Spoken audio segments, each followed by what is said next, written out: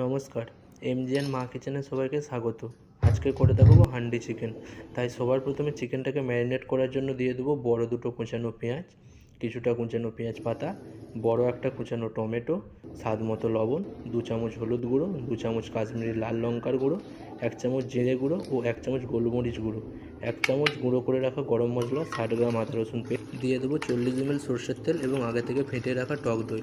সব কিছুকে ভালো করে চিকেনের সাথে মিশিয়ে নেব এবং একটা ঢাকনা দিয়ে চিকেনটাকে ঢেকে নেব। এই সুযোগে আলুটা ভেজে নেব। এরপর হাঁড়িটা দিয়ে দেবো। হাঁড়িটা গরম হয়ে গেলে দিয়ে দেবো সর্ষের তেল এবং এক এক করে দিয়ে দেবো গোটা গরম মশলা, 3টে তেজপাতা, 2টো শুকনো লঙ্কা।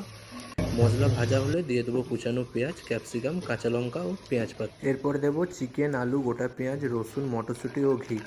এরপর ঢাকনা দিয়ে ঢেকে দেবো।